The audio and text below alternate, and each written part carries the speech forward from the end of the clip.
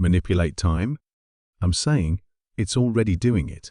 Commander, technology like this shouldn't exist for centuries, maybe millennia.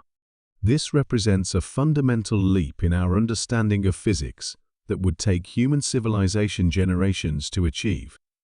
The warship came to a complete stop relative to their station, hanging in space like a monument to technologies beyond current human comprehension. Elena could feel the weight of its presence, not just gravitationally but psychologically.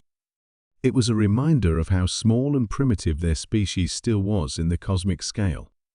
Commander, Kim's voice cracked slightly.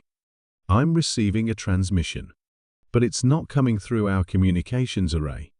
It's somehow being transmitted directly into our computer systems. What does it say? Kim's face went pale as she read the message. It's a warning. It says that this sector of space is designated as a preserve for developing civilizations. The ship is. It's asking us to continue our research, but to remember that we are being watched. Guided. Elena stared at the impossible vessel, her mind struggling to process the implications. Who sent the message? It's signed by the Humanity Preservation Project. But Commander, according to the timestamp, this message was sent from a date 347 years in the future. The warship began to fade from view, not by moving away, but by gradually becoming transparent, as if it were stepping back into dimensions that human senses couldn't perceive. Within moments, it had vanished completely, leaving only empty space and the memory of its impossible presence. Elena looked around at her crew, seeing her own mixture of awe and terror reflected in their faces. They had witnessed something that challenged everything they thought they knew about technology, about time, and about humanity's place in the universe. Log everything, she ordered quietly. Every sensor reading, every measurement, and classify it at the highest level. The human race isn't ready for this knowledge yet. As she spoke, Elena couldn't shake the feeling that somewhere in the depths of space, advanced beyond their understanding, their own descendants were watching over them with technology that seemed like magic. The future, it seemed, was already here. It was just waiting for the present to catch up. Commander Elena Vasquez pressed her palm against the cold metal bulkhead of the research station, feeling the subtle vibrations that meant something massive was approaching through the void. The proximity alarms had been silent for 3 minutes now, an eternity in space combat, but her instruments insisted that a ship was decelerating toward their position at impossible speeds. Anything on visual? She asked Lieutenant Kim, whose fingers danced across the holographic displays with practiced precision.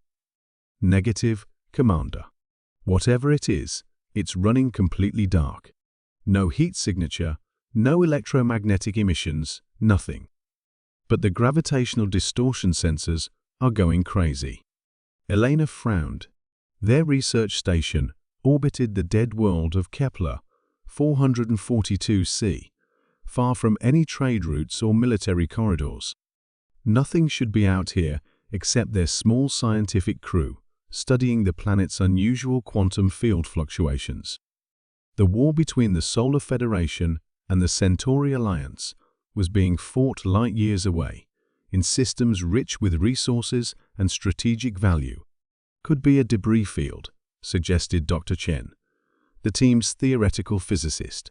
Maybe a ship broke up during faster-than-light transition. No, Kim shook her head, her voice tight with confusion.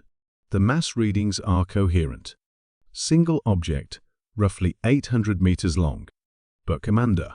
She paused, double-checking her instruments. According to these readings, it has the gravitational signature of something 10 times that size. Elena felt ice form in her stomach.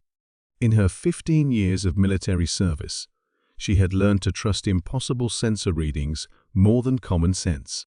The universe had a way of being stranger than human imagination. All hands, this is the Commander, she announced over the station's comm system. We have an unidentified vessel approaching. All non-essential personnel to emergency stations. This is not a drill. The ship revealed itself gradually, like a predator emerging from deep water. First, Elena noticed the stars beginning to bend around empty space gravitational lensing that suggested something massive and dark. Then, as if reality itself were peeling back, the vessel became visible. It was beautiful in the way that storms were beautiful, terrible, and magnificent. The hull seemed to be constructed from a material that absorbed light completely, making it appear as a ship-shaped hole in space itself. No running lights, no engine glow, no signs of conventional propulsion systems.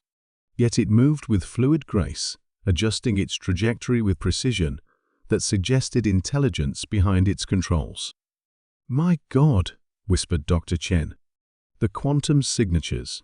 Commander, that ship is generating its own space-time curvature.